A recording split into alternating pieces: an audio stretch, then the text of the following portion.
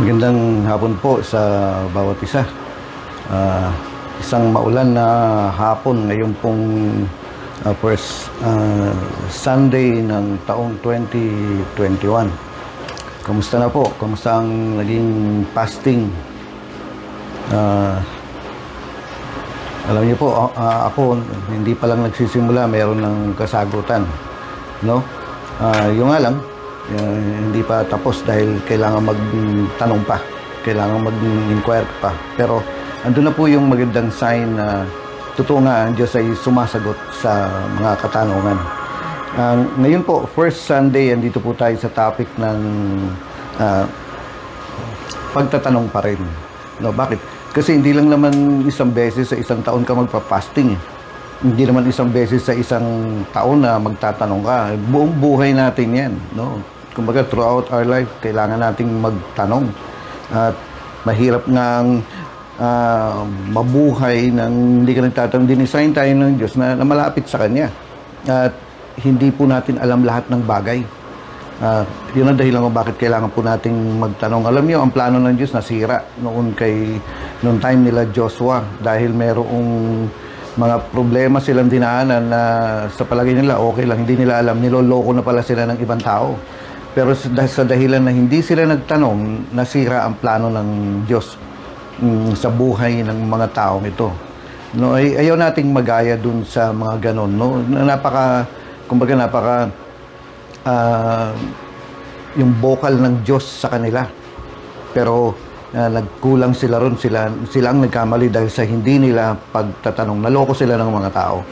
At dahil akala nila para bang binentahan sila, nabentahan sila ng mga paliwanag ng mga tao na hindi nila alam yung mga taong yun, ibang motibo. Hanggang sa nalinlang sila. At sabi ko nga, sinasabi ng Biblia na nasira ang plano ng Diyos sa time nila noon. Ay tingnan po natin ngayon kung ano ang sinasabi ng Panginoon dito sa kanyang salita. Magbigay po ko sa inyo ng ibang mga pointers patungkol sa pagtatanong sa Diyos. Simulan po natin dito sa Acts chapter 13. No? Acts chapter 13. Ito yung number 1. Okay, sabi niya gano'n, ang pagkasugo kina Bernabe at Saulo. Simulan natin sa verse 1. May mga propeta at mga guro sa iglesia ng Antioquia. Take note, mga propeta at mga guro. Hindi po ordinaryong mga Kristiyano lang ito. May mga tungkulin sila, may mga ministry sila, at may mga anointing sila. Ano yung ang calling nila? Tingnan niyo po, ang calling nila ay propeta sila at guro. Anong ibig sabihin ng propeta? Sila yung mga nagsasabi ng pinapasabi ng Diyos. Napakahalaga na sa isang propeta na alam mo na kung anong pinapasabi ng Diyos. Kailangan sensitive yung pandinig mo, no? Sensitive yung puso nila, yung isip nila, yung tenga nila, yung sense nila. Kailangan malinaw, walang humaharang sa pagsasabi nila, yung marinig nila, yung sinasabi ng Diyos. Dahil magkakamali sila na sasabihin sa mga tao. Dahil yan ang trabaho ng propeta eh. May mga propeta at mga guro sa iglesia ng Antioquia. Kabilang dito, sila Bernabe, Simeon, si Lucio, si Saulo, Manaim, at ang kababatang ng tetrakang si Herodes. No? Verse 2, samantalang sila'y nag-aayuno. See? Ito po yung isang bagay na gusto ko pong ipunto sa inyo. Propeta na to. Pero kailangan pa rin nilang magtanong at mag-ayuno. Anong pinag-aayunuhan nila? Ano yung tinatanong nila? Yung next step. Mga teacher sila. Marami na silang alam sa Bible kung tutuusin. Kaya nga teacher eh. Ibig sabihin, mas above sila doon sa estudyante nila. Mas marami silang alam kaysa sa mga estudyante nila. Pero kahit na, kailangan pa rin nilang magtanong kung ano ang susunod na hakbang sa buhay nila. Tayo po mga Kristiyano, yung bawat step dapat nagtatanong tayo. Hindi yung inaakala mo na lang o gumagawa ka ng sarili mong desisyon, magkakamali ka lang. Hindi tayo dinesign ng Diyos na mag-solo sa buhay. No, yung maging independent sa Diyos. Hindi. Tayo'y nakadepende sa Diyos. At ulitin ko po, sabi niya gano'n, samantalang sila nag-aayuno at sumasamba sa Panginoon, sinabi sa kanila ng Espiritu Santo. Ito yung topic natin last week ng taon 2020. Yung sabi niya rito, Sinabi sa kanila ng Espiritu Santo habang sila ay nag-aayuno at sumasamba. Ang Espiritu po ng Diyos ay tutugon. Pangako niya yan. Trabaho ng Espiritu ng Diyos sa atin, yung counselan tayo, no? Counselor, yung comforter, yung pitong trabaho ng Espiritu ng Diyos sa atin ay, eto, ginagawa niya. Kinakaunselan sila. Marami sila na nagpa-fasting, nagtatanong sa Panginoon, nag-i-inquire, pero tanging si Bernabe at saka si Pablo ang hiniwalay, no? Sabi niya ganoon, samantalang sila nag-aayuno at sumasamba sa Panginoon, sinabi sa kanila ng Espiritu Santo, ibukod ninyo sina Bernabe at Saulo. Si Pablo po yun. Ano yung next step sa buhay ng mga taong ito? Ulitin ko po, propeta na itong mga to. Supposed to be very sensitive sila sa sinasabi ng Espiritu ng Diyos sa kanila. At eto nga, sumagot ang Espiritu Santo. Dahil gusto nilang malaman kung ano ang susunod, ano ang next step, ano yung susunod na ipagagawa sa kanila ng Diyos. Kung sila nga mismo, mga propeta na, kailangan magtanong at kailangan makarinig ng sinasabi ng Diyos, how much more tayo na mga mas mababa ang calling sa kanila o ang anointing sa kanila, tayo pang mas ordinaryong mga Kristiyano, hindi ba kailangan mas magtanong tayo? Sila nga, matataas na nagtatanong pa rin sa Panginoon, may time pa rin silang magtanong, hindi kaya mas tayo? Kapag ka nagkamali po sila ng desisyon, yung plano ng Diyos masisira. Maaaring sabihin natin itong si Pablo at saka itong si Bernabe ay magstay na lang sa Jerusalem, no? Na dito na lang ako, mas maganda rito, maraming 7-Eleven dito, baka papuntahin ako ng Diyos doon sa lugar na walang SM Mall. No, yan ang gusto ng ng laman Tsaka baka mamaya doon sa lugar na pag-deployan sa akin ng Panginoon, walang signal. Itong maaari na iniisip nila, pero yun nilang magkamali kasi andito tayo, no, sinusuko natin yung ating kalooban sa Diyos. Hindi nga ang kalooban natin ang masusunod, kundi ang kalooban na ng Diyos. At kung hindi pa nakasurrender ang kalooban mo, baka hindi ka Kristiyano. No, dahil ang tunay na Kristiyano ay sumusunod kay Kristo. At ano ang example na iniwan sa atin ni Kristo? Hindi ang kalooban ko, kundi ang kalooban mo. Sa lahat ng aspeto ng buhay, titirahan, pag-aaral, anong course, pati love life mo, yung kung sino mapapangasawa mo, yung profession mo, yung residence mo, lahat yan, yung lahat na mahaba ang time mo dun sa lugar na yun, kailangang magtanong tayo. Kahit bibili ka nga, sabihin natin, ng isang property, kailangan magtanong ka sa Panginoon kung gagawin mo to at malaking magiging epekto nito, magtanong ka sa Panginoon. Okay, so punta po tayo rito sa ikalawa. Makikita po ito sa Mark chapter 6. Dito tayo sa pangalawa. Mark chapter 6, starting verse 47. No? Mark chapter 6, starting verse 47 hanggang 49 lang naman ito. May time po na yung mga disipulo ay nagsasagwan. Doon sila sa dagat, malakas ang hangin, no? Hirap na hirap sila, pero thinking na mga professional na mangingisda itong mga to, sanay sila sa ganyan. Pero delikado na ang sitwasyon nila.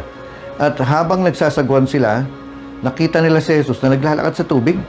Ngayon, isipin mo, makakita ka ng isang tao, nandun ka sa kalagitnaan ng gabi at bumabagyo, lakas ng hangin, hirap na hirap kang magsagwan, tapos bigla ka nakakita ng isang tao naglalakad sa tubig. Anong iisipin mo?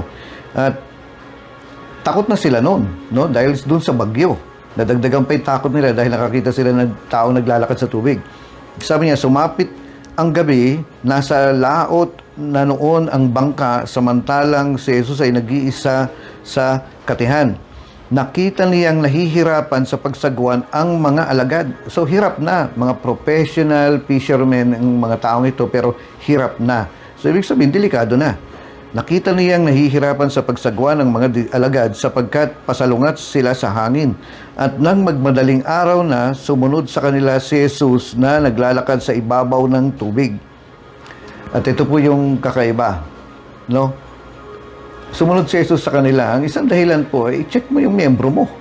I-check mo yung mga kasama mo. I-check mo yung mga nasa ilalim mo.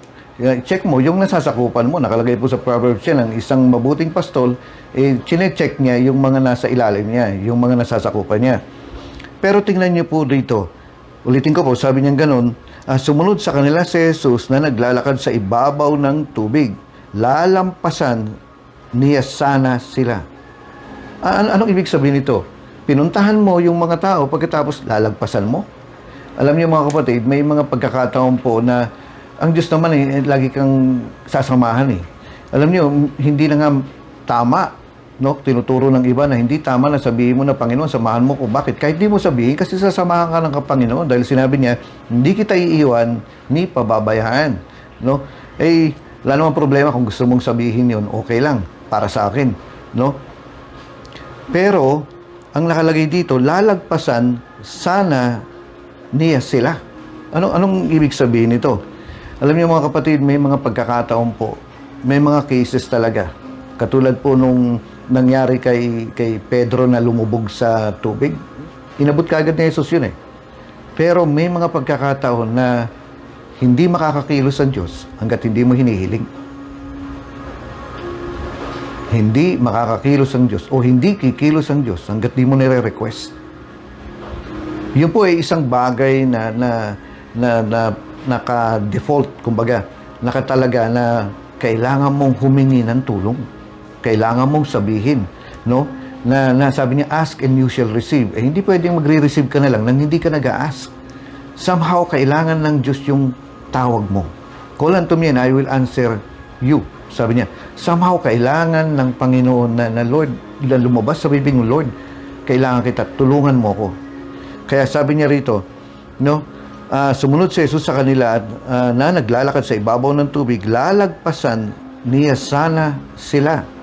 Ngunit nakita ng mga alagad na siya'y lumalakad sa ibabaw ng tubig, kaya't napasigaw sila, akala nila multo. So, noong time pa lang yun, may mga multo na. No? Verse 50, at kinilabutan silang lahat. Ikaw ba naman, makakita ka ng tao naglalakad sa kalagitnaan ng yung bagyong yun magmamadaling araw na. Sabi niya gano'n, ngunit agad niyang sinabi sa kanila, huwag kayong matakot, si Jesus ito, lakasan ninyo ang inyong loob. Ibig sabihin, huwag kayong ninenervyos. Yun ang ibig sabihin ng lakasan yung loob. Pumayapa ka, maghunos dili ka, huwag ka ninenervyos. At sumakay siya sa bangka at tumigil ang hangin. Basta si Jesus nasa atin na. No? Basta imbitahin mo ang Panginoon doon sa problema mo. Kaya sabi niya, sumakay si Jesus, titigil ang bagyo. Imbitahin mo si Jesus doon sa bagyo mo, titigil yung bagyo. Imbitahin mo si Jesus sa buhay mo, titigil ang bagyo sa buhay mo. Ito ang dahilan kung bakit kailangan si Jesus nasa loob natin. No? Para kung ano man yung bagyo, yung gulo, yung kalat, yung sukal, ayusin ni Jesus lahat yan. Kaya nga, ito po ang sinishare natin sa mga tao na tanggapin nila si Jesus doon sa bangka nila, doon sa buhay nila. Okay. Anong sinasabi nga ng mga talatang ito? May mga pagkakataon na ang Diyos ay hindi makakakilos malibang hilingin mo. Kaya nga, sa fasting po, ito yung tinatalaga mo yung sarili mo eh. Sa fasting, ito yung talagang naghihiling ka.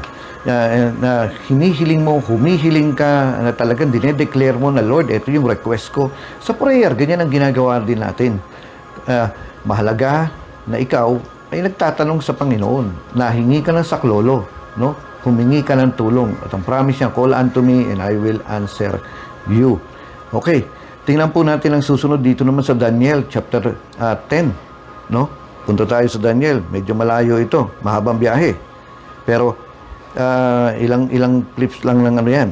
Daniel chapter 10 at bigyan ko po kayo ng background. Nagkaroon po ng pangitain si Daniel at hindi niya maintindihan. Alam niyo mga kapatid, marami pong time na may mga tao po nagtatanong sa akin na, Kuya Boy, anong ibig sabihin ng panaginip ko? Kadalasan po, binabalik ko sa kanila yung tanong, anong meaning ng panaginip mo? Kasi kung ikaw ang nanaginip, sa'yo dapat manggaling ang meaning. At kung dumating ang time na hindi mo maintindihan, sige, pwede mong itanong sa pastor. Pero yung pastor, magpe-pray pa rin yan. No? Kung ano ang meaning, mahirap kasi maghaka-haka. Kailangan yung pastor, magtanong pa rin sa Panginoon. Pero ikaw ang binigyan ng panaginip. Kaya mas maganda kung ikaw rin ay ang unang magtatanong sa Panginoon. Anong ibig sabihin na nga nito? Hindi niya alam kung ano yung meaning nun. Naguluhan siya. Naguluhan siya ng todo ron na bakit siguro napakalinaw ng panaginip. O siyempre, kasi nga naisulat niya na-i-describe niya, naisulat niya kung ano yung napanaginipan niya. Yung nga lang, hindi niya maintindihan. Kapag dumating sa sino man sa atin, sa inyo, sa akin, na magkaroon ka ng panaginip na alam mong may meaning, alam mong galing sa Panginoon, kaso hindi mo alam, magtanong ka. Magtanong tayo. No? Ibig sabihin, sinasabi ng Diyos na i-follow up mo yung panaginip mo. I-follow up mo yung revelation na sinasabi sa iyo ng Diyos. I-follow up mo yung pangitain, yung gustong sabihin sa iyo ng Diyos. Huwag mo kalimutan lang, i-follow up mo. May mga pagkakataon po, nagkakaroon po ako ng mga panaginip at ang ginagawa ko po, nung unang panahon, meron akong papel at ballpen doon sa tabi ng kama ko. Kasi isusulat ko kagad pagkagising ko. Hindi nga maganda sulat ko dahil kagigising mo eh. Bakit? Kasi pagkatapos po ng mga ilang minuto, nakalimutan mo na yan. Yun ang dahilan po kung bakit na bigyan nating pansin. Alam mong may meaning. Itanong mo sa Panginoon, Lord, anong ibig sabihin nito? Kumbaga, para ma-impress sa'yo, sa isip mo, tumatak sa isip mo, isulat mo at tanungin mo ang Panginoon. At ito po ang ginawa ni Daniel. No? Tingnan po natin. Ngayon, kaka-fasting niya, kaka-pray niya, si Anghel Gabriel, biglang nagpakita sa kanya.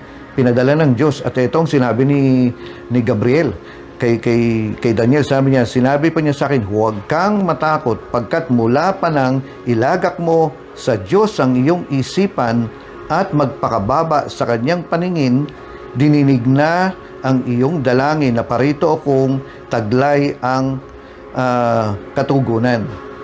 Anong ibig sabihin nito? Mga kapatid, walang tanong na hindi pwede o hindi kayang sagutin ng Diyos. Walang tanong sa atin na hindi pwedeng sagot, na hindi masagot. Kasi ang sabi niya rito, mula pa lang nang italaga mo o ilagak mo, yung naging determinado ka na malaman ang sagot, pinadala na ako. Ang bawat isa po sa atin ay may katanungan sa buhay. Merong binabaliwala na lang natin kasi mukhang napakalayo at napakahirap malaman ang sagot. Pero wala pong malayo na sagot sa Panginoon. Kung sabi niya, kung magiging determinado ka lang malaman ito. Kung magiging committed ka lang na malaman ito. Ang sabi niya ganun, mismong si Daniel, naghintay siya ng 21 days fasting and prayer. Ano nangyari? Dumating din ang sagot. Basta determinado ka. Mga kapatid, anong gusto mo? Maghintay ka ng 21 days? Magtiyaga ka na maghintay ng 21 days para matanggap ang tanong? O naghihintay ka ng 21 years na hindi mo alam ang sagot? Nasa sa iyo. Pero maging wise tayo, sinasabi na ng Biblia, hindi kailangan umabot ng 1 buwan kung gusto mo, masasagot ang tanong mo. At nung time po na ito na Old Testament, wala ang Diyos sa heart. No? Nasa labas siya. Hindi siya pwedeng tumira sa puso ng tao nung time na yun. Kahit na propeta ka, hari ka o pari ka, hindi. Nasa labas mo, nakabalot sa'yo. Kaya yung salita ng Panginoon kailangan manggagaling sa labas, papunta sa iyo. At itong anghel nga na to, ang may dala ng mensahe, ng kasagutan, sabi niya, dala-dala ko, taglay ko ang katugunan. So ito yung tugon sa katanungan mo, ibibigay ko sa iyo, manggagaling pa sa labas. Ang Holy Spirit nasa loob mo na eh. Ang Panginoon nasa loob mo na, ang Espiritu ng Diyos, ang Espiritu ng Revelation, yung sasagot sa atin, nasa loob mo na. Hindi na ganun kahirap, katulad kay Daniel. Dahil ang Panginoon po, ang Espiritu ng Diyos, nakatira na sa atin. Hindi katulad nila. Nasa labas ang Espiritu ng Diyos sa kanila, pero sa atin nasa loob na. Kaya hindi ganun kahirap. Kailangan mo lang maging determinado katulad ni Daniel. Masasagot ang tanong mo. Sabi ko nga, lumabas ka pagdating ng ating gabi at makakita ka ng napakaraming bituin. Alam niyo mga kapatid, tanungin mo kung anong pangalan ng isang bituin na yun. Tandaan mo lang kung alin doon. At sasabihin sa iyo ng Diyos kung anong pangalan niya. Alam niyo po, medyo mag-sideline ako. Sa langit po, mas marami ang bituin kesa sa buhangin sa dagat. Ito po ang napatunayan na ng mga astronomers. May trilyon-trilyon na bituin sa langit. Mas marami ang mga planeta, mas marami ang mga araw, yung suns, mas marami ang mga stars sa langit kesa yung doon sa mga buhangin sa lahat ng beaches dito sa mundo. Ngayon, magtanong ka lang kahit ano riyan. Tanongin mo kung anong pangalan, no? At sasagutin ng Panginoon. Kung yun nga Kung yun nga kaya ng Panginoon. How much more yung mga maliliit na mga concerns natin dito. Sabihin na natin, malaki yung concern mo. Pero, mas malaki pa rin ang Diyos natin. Amen. Okay, sabi niya gano'n, ulitin ko. Sinabi pa sa akin, kay Daniel, huwag kang matakot, pagkat mula pa nang ilagak mo sa Diyos ang iyong isipan at magpakababa sa kanyang paningin. Ito nga yung atmosphere, yung environment na kailangan i-provide mo. Dapat humble lang, magpaka-humble ka. Humingi ka ng tawad sa mga pagkukulang, pagkakamali. At kung sinasabi sa iyo ng Diyos na hingi mo ng tawad yung ibang tao, gawin mo. Dahil biblical yan, pwede mong ihingi ng tawad. Sabi niya gano'n. At kung nagkasala siya, nung patatawarin yung mga kasalanan niya at ibabangon siya sa banig ng karamdaman. At sabi niya, ulitin ko po, mula nang ilagak mo, italaga mo, naging determinado ka sa Diyos na malaman ang mga bagay na to. Sabi niya gano'n, pati ang iyong isipan, no? Pati ang iyong isipan, sa fasting po, kailangan talaga ng willpower. Kailangan talaga na yung kontrolin mo yung isip mo. At kasi papasukan ka ng gutom talaga Mamaya, pag-usapan natin ng konti yan. No, sabi niya gano'n, at magpakababa sa kanyang paningin, dininig na ang iyong panalangin. First day pa lang, nadeterminado ka kasi pinaplano po kasi ang fasting talaga. No, yung pagtatanong, pinaplano yan. Nalala ko po yung time noon ni Morris Cerulo, naalala ko. Meron siyang nakita habang magkukrusade siya noong time na yun, meron siyang nakita at nabaghabag siya ng todo, naapektuhan siya.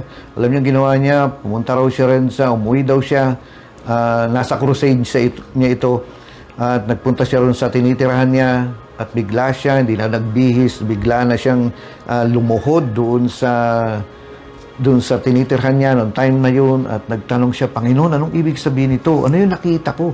Naguluhan siya ng todo. Alam niyo po, sinagot siya ng Diyos. Na masyadong naguluhan siya, pwede pala yun. Na nakapag Lord, uuwi ako, tatanungin ko ang Panginoon. Magpapasting ako, tatanungin ko ang Panginoon. Hindi po nabigo si Morris Cerulo noon. Sinagot siya ng Panginoon. At ulitin ko po, sabi niya ganon, sinabi po sa akin, huwag kang matakot pagkat mula pa nang ilagak mo sa Diyos ang iyong isipan. Determinado ka sa isip mo, sa puso mo, na malaman yung sagot doon sa katugunan, doon sa tanong mo, at magpakababa sa kanyang paningin. Napakahalaga nito, yung pagpapakumbaba. Ayaw ng Diyos yung haughty spirit, ayaw ng Diyos yung proud spirit, Lord, akong tama, silang mali. Yung mga ganang spirito, hindi ka kakausapin ng Panginoon kapag ganyan ka. Sino makikipag-usap sa iyo? Yung kaaway ng Diyos. Sabi niya, oo, tama ka. Ikaw ang tama. Silang mali. Huwag kang hingi ng sorry. Yan ang mga salita ng kaaway. Sabi niya ganon, dininig na ang iyong dalangin at naparito nga ako, taglay ang katugunan. Tingnan niyo, nagpadala pa ng anghel, ang Diyos. Itong anghel na to, si Gabriel, napaaway. Pagdadala lang niya ng katugunan kay Daniel, napaano pa siya. No? Napatrouble pa siya, napaaway pa siya. Okay. So, maging determinado ka lang. Mas madaling sagutin ng Diyos ito dahil ang Diyos, ang Espiritu ng Panginoon, si Jesus, nasa loob mo na. Hindi na kailangan manggaling pa sa langit. Nandito na sa loob. Makikinig ka lang. Magkatabi sila ng Espiritu mo. No, kailangan lang marinig ng Espiritu mo yan hanggang sa makaabot doon sa isipan natin. At para magkaroon ng liwanag yung thinking natin. Okay, so, number 3. Number 4. Ito yung last na banggitin ko po sa inyo ngayon. Balik po tayo sa Acts. Sa Acts, chapter 10. Si Pedro naman ito. Noong time na umakyat siya sa taas, magtatanghalian na yun. Umakyat siya sa rooftop nila. Habang nagpe-pray siya, biglang nagkaroon ng pangitain. Actually po, before nangyari ito, itong si Cornelio, nagpe-pray din, biglang kinausap ng anghel, may nagpakita na anghel sa kanya. Tapos ang sabi sa kanya, magpapunta ka ng isang tao sa Joppa, no, pasundo mo itong taong nagngangalang Pedro at sasabihin niya sa iyo kung ang mga salita na para maligtas ka at ang pamilya mo. Anong nangyari po?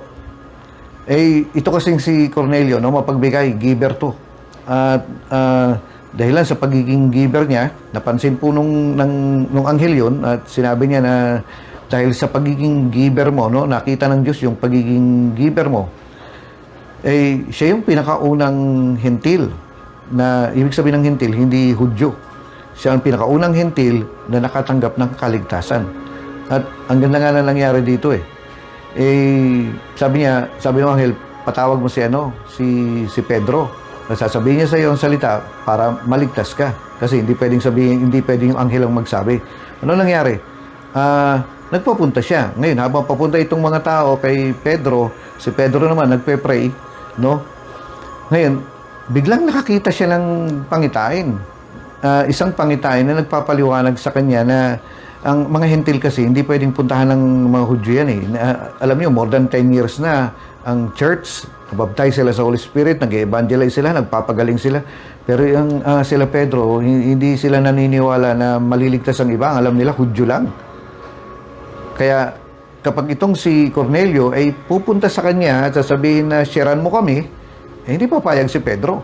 No? Hindi illegal sa kanila yung time na yun. Pero inunahan na siya ng Diyos na pumunta ka. Ngayon, sabi niya gano'n, no? Kinabukasan, sabi niya sa verse 9, malapit na sa Joppe ang mga inutusan ni Cornelio, si Pedro na may umakyat sa bubungan upang manalangin. Take note, anong ginawa niya sa bubong? Nag-sunbathing? Hindi. Anong ginawa niya? Para manalangin. No? Magtatanghali ang tapat na noon. Imagine ko po tanghali ang tapat. So, siguro alas 12 yung ibig sabihin yan. Umakyat siya sa bubong para mag-pray. Alam niyo, walang time ang prayer Kahit tanghalian yan, yung kumbaga yung almusal yan, o kaya hapunan yan, walang time Basta may naramdaman kang gusto mong mag-pray. Pray ka na. Bakit? Kasi, hindi mo alam, dyan sa prayer mo, makukuha mo yung sagot ng Diyos, katugunan ng Diyos, hindi lang sa problema mo, kundi problema ng buong mundo. Yung solusyon ng Diyos, hindi lang dyan sa buhay mo, kundi yung solusyon ng Diyos sa buong mundo. Hindi lang yung para sa'yo, kung hindi mo alam, kaligtasan na pala ng maraming tao. Kaya mag-pray ka. At sinasabi niya rito, kinabukasan ng malapit na sa Joppe, yung inutusan ni Cornelio, yan na, palapit na sila. Si Pedro na may umakyat na sa bubungan upang manalangin, magtatanghali ang tapat na noon. Verse 10, at siya'y gutom na. Okay, ito. At siya'y gutom na. Mga kapatid, kapag dumating yung time, nagpe-pray ka, teka lang, no? Lalo na kung spirit-led yan, teka lang, hindi mo pwedeng pagbigyan yung gutom mo. Alam ko po noong time na ito, andun yung burden ni Pedro. Bakit? Mahalagang time ito Importanteng time ito. Kumbaga, isang landmark ito sa plano ng Panginoon. Kaya hindi basta-basta umakyat lang si Pedro doon. Kinausap na siya ng Diyos, meron na siyang burden, may bigatin na, may travail na. Bakit? Mahalaga kasi mabuborn again yung pinakaunang hentil. At na hindi kahit ang mga Hudyo, kahit ang simbahan noon, sila Pedro, kasama nga siya rito, yung mga sinaunang mga disipulo, hindi nila maintindihan ito. Kaya napakahalaga, napaka-importante ng pagkakataong ito. Kaya alam ko, pinakinggan ni Pedro yun. At ito, nung malapit nang dumating ang sagot, no, nung malapit nang may gusto nang sabihin niya, ito na sasabihin na ng Diyos yung kasagutan kay Pedro. Ayan, nakailam na ang gutom. Masisi mo ba? Tanghalian. No? Ito po may mga time talagang tatawagin ka ng Panginoon mag-pray. Gigisingin ka nga niya sa kalagitnaan ng pagod na tulog. Yung pagod na pagod ka na natulog, ang hirap mong gisingin pag ganyan. Pero ang Diyos po ay magigising pa rin. Napakahalaga na bigyang pansin natin kapag kinakalabit tayo ng Panginoon, tinatapik tayo ng Panginoon, tinatawag tayo ng Panginoon manalangin kasi hindi mo alam kung gaano kahalaga ang sasabihin o ipagpe-pray mo yung sasabihin niya sa iyo na dapat mangyari. At sabi nga niya rito, huwag mong hayaan na yung gutom mo, yung antok mo ang manalo sa iyo. Huwag. Kasi, ang sabi niya rito, at siya'y gutom na, ngunit habang inihahanda ang pagkain, siya'y nagkaroon ng pangitayin. Ayan lang. No, habang nagpe-prepare sila, gutom na siya. Actually, sa ibang translation po, bababa na siya eh. Sa ibang translation na English versions, sabi niya, bababa na siya para kumain. Pero, biglang dumating yung pangitayin. Mga kapatid, naniniwala po ako na hindi ordinaryong prayer lang ito, na yung parang gusto mo lang mag-pray. No, may burden si Pedro dito. Bakit? Mahalaga to. May ano to eh, may kumbaga sa dinami-dami ng prayer mo, isa to sa pinakamahalaga. At may bigatin, may travail, sabi ko nga, no? Alam niyo po ang mga taga-Rema sa totoo lang sanay sa pakiramdam ng anointing yan eh. Sanay sila na may anointing, sanay sila kapag may travail. Nalala ko one time may kausap po kong isang tao. Nag-uusap kami, nagkwentuhan kami, bigla ko nakaramdam ng travail. No, na maikli lang yung maliit lang. Pero may naramdaman akong travail. Maya-maya sabi niya sa akin, Pastor, may travail po. Pareho na kami ng naramdaman. Hindi ko naman sila sabi sa kanya na may naramdaman akong travail. Pero siya naramdaman niya. Na proud po ako kasi yung kausap ko ay sensitive. At tayo po mga taga-Rema, sensitive tayo sa ganyan. Alam mo kung may travail. At kapag binibigyan ka ng Diyos ng travail, kahit na ordinaryong tao, kahit wala kang kausap, mag-travail ka. Mag-pray ka kasi hindi mo alam kung gaano kahalaga, gaano ka-importante, kumbaga gaano nag-aapura itong bagay na ito na hinihingi ang atensyon natin. At ito po nangyari kay Pedro. Alam ko, may bigatin siyang umakyat noon kasi mahalaga ang bagay na ito dahil kakausapin siya ng Diyos sa pamamagitan ng pangitain. Buti na lang, hindi niya pinagbigyan yung gutom niya na mamaya na, kakain na lang, saka na lang ako babalik mag-pray. Maging sensitive po tayo sa mga bagay na ito. Okay, so number one, kahit mga propeta ka na, kahit propeta ka na, mga teacher ka na, kailangan mo pa rin magtanong. At kung sila na matataas na, kailangan magtanong, how much more tayo kailangan nating magtanong. Sa kanila may promise ang Diyos na tutugon sa katanungan nila. Tayo rin naman, dahil ang salita ng Diyos para sa atin din. Ang mga promises dito sa Bible para sa atin din. Tumawag ka at kita'y sasagutin. No? Nakalat na yung mga verses na yan at alam na natin yan, yung sa Jeremiah. Sabi niya gano'n, yung call unto me and I will answer you. Ano yun? I will. No? Gusto ng Diyos, yung kumbaga, yung will niya, nasagutin tayo. Pero sabi niya, tumawag ka. Tumawag ka. Okay, sa number 2 naman, dito po sa Mark chapter 6, lalagpasan sana ni Jesus itong mga taong ito, no? Pero plano niyang tulungan. Sinundan nga niya eh. Plano niyang tulungan. Pero itong mga tao to kailangan humingi ng tulong. Sabi niya gano'n, lalagpasan sana kung hindi humingi ng tulong. Marami po mga pagkakataon na gusto tayong comfort. Actually, always. Gusto tayong i-comfort ng Panginoon. Gusto tayong warningan ng Panginoon. Gusto tayong babalaan ng Panginoon. Gusto tayong advisean ng Panginoon. Bakit? Alam niya ang future eh. Pero, kailangan mong magtanong, paano yun, Kuya Boy? Hindi ko alam yung mga mangyayari sa akin. Alam ko, maraming mangyayari sa buong buhay ko. Maraming mangyayari. Paano ko malalaman yan? Di ibig sabihin, tanong ako ng tanong. Yes. Huwag ka mapagod magtanong. Dinisign tayo ng Diyos na katabi siya at isang tanong lang ang layo mo sa Kanya. No? Ulitin ko po, isang tanong lang ang layo mo sa Kanya. At ang promise niya, sasagot siya sa atin. Sayang naman yung mga promises dito kung hindi natin aangkinin o kukunin. Sabi niya gano'n, lalagpasan sana ni Jesus sila, pero mabuti lang tumawag sila. At nung tinawag nila, ayan na, sumagot na ang Panginoon. Sabi niya, huwag kayong ninenervyos. No, fear not. Ako to, si Jesus. At pagpasok niya doon sa bangka, doon sa buhay nila, doon sa problema nila, nanahimik lahat eh. Si Jesus po, kontra bagyo. At naalala ko po yung isang kanta, sabi niya, if Christ is in my vessel, I can smile at the storm. Kung si Jesus ay nasa sasakyan natin, sa buhay natin, makakangiti tayo, makakatawa tayo sa mga bagyong yan. Bakit? Mawawala lahat yan. Ito ang dahilan kung bakit tayo nagsosoul winning. Para ibigay din, ipasakayin din si Jesus sa buhay sa mga bangka ng mga taong yon. Okay, at ang susunod po rito yung sa Daniel chapter 10. Maging determinado ka lang na alamin. Na, tingnan nyo, away pa tong si Gabriel. No? Pinadala pa si Michael para lang maibigay yung sagot. Bakit? Kasi determinado lang. What if kung pinagbigyan na lang ni Daniel yung gutom niya, katulad ni Pedro? What if kung pinagbigyan na, sige, susunod ko na lang, Lord. Kasi 3 araw na ako nagpa-fasting, 10 araw na ako nagpa-fasting, wala pa rin sagot. Huwag ka susuko. Basta maging determinado ka kasi ang nag-determine ng kasagutan o kasiguraduhan ng kasagutan kay Daniel ay yung determination niya. Dahil gusto niyang malaman.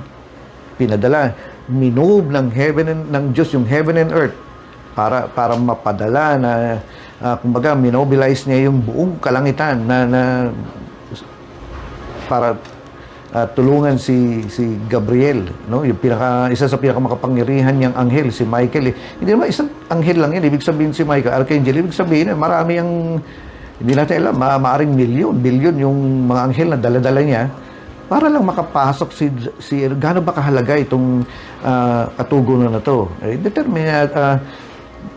Depende sa'yo kung gaano kahalaga yung katanungan mo. Kung determinado ka, determinado rin ang Diyos na ibigay sa'yo. Huwag ka lang susuko. Tuloy mo lang ang tanong. At ito nga, at ang last po, balik tayo nga dun sa Acts chapter 10, mabutin lang, hindi tumigil si Pedro kahit nagutom na siya. Bakit? Katanghalian, di naman siya nagpa-fasting nito pero nagpe-pray siya. Alam niyo mga kapatid, ang isa sa pinakamaganda, yung mga magagandang yung naituro ko, na-exhort ko, no? Kasi may mga time naman na hindi ganun kapulido Yung pinakamagaganda, yung pinakamasabi nating anointed na teaching, no? Lumalabas yan dahil during time ng prayer. Habang nagpe-pray ka, yun sinasabi ng Diyos sa'yo, yung mga ituturo mo.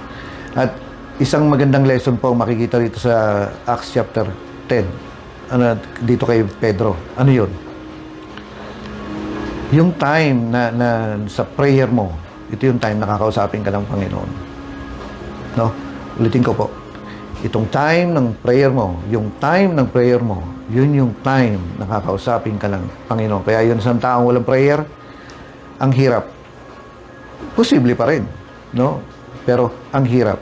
Hindi naman tayo dinisign ng Diyos na hindi nagpe-pray. Dinisign tayo ng Diyos na nagpe-pray. Kaya bigyan mo ng time, bigyan mo ng pagkakataon, bigyan mo ng opportunity ang Espiritu ng Diyos na kausapin ka.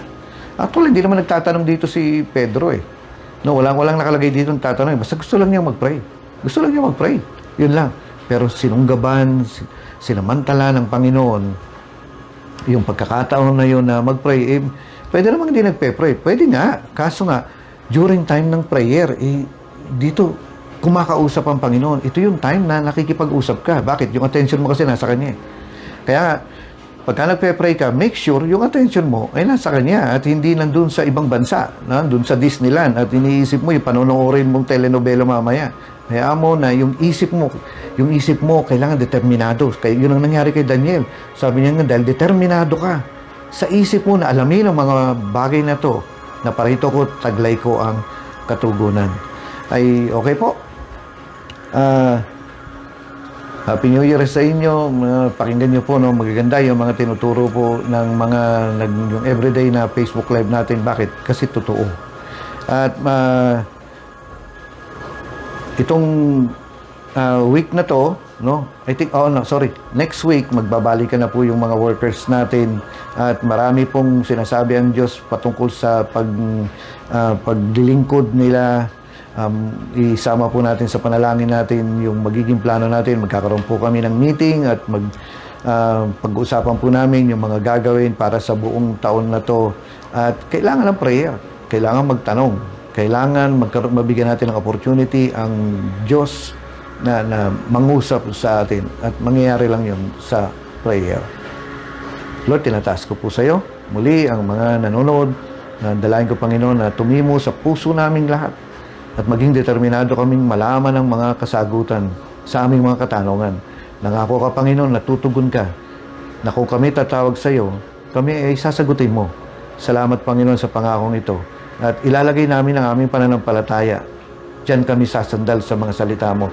Para sa buong taon na to, i-guide mo kami. Nag-promise ka, Lord, na nasasabihin mo sa amin ang pinakamadaling daan, pinakamaiksing daan, yung best way, shortest path, papunta dun sa kasagutan mo. Salamat, Panginoon, dahil kasama ka namin. Salamat, Panginoon, dahil narito ka lang. Isang tanong lang, ang layo mo sa amin. Salamat, Panginoon, sa pangalan ni Jesus. Amen. Ay, okay po. Magandang hapon po sa inyo. Happy New Year. Yung sa mga tao po na may mga New Year's resolution, make sure po nakasama si Lord dyan sa mga plano mong yan. Kasi mahirap magbago kapag wala ang Panginoon. Bakit kasi? Hindi mo kakayaning magbago. No, kung pagbabago mo ay wala si Lord, ay maliit lang ma-accomplish mo. Kasi ang tunay na makakapagbago po sa atin ay ang Panginoon. Kaya sa New Year's resolution nyo ngayon, make sure nakasama ang Panginoon. Na Lord, dadagdagan ko yung prayer ko. Tutulungan mo ako, Panginoon. Dadagdagan ko ang prayer ko ngayong taon na to. Mas marami akong beses na magtatanong sa iyo. Kumbaga, more sa pagtatanong ako sa iyo ngayong taon. Alam niyo ba, kakatanong niyo, kakapagamit niyo ng sarili niyo na mag-pray. Hindi lang kayong tutugunin ng Panginoon, magiging katugunan ka sa mga katanungan ng iba. Ikaw magsasabi sa kanila ng mga sagot sa mga katanungan nila. Gagamitin ka ng Panginoon dahil kakatanong mo sa Kanya, kakapray mo sa Kanya, kakadikit mo sa Kanya. Gagamitin ka ng Panginoon na maging katugunan para sa iba. Ay, okay po. God bless you. Kita-kita po tayo ulit sa susunod.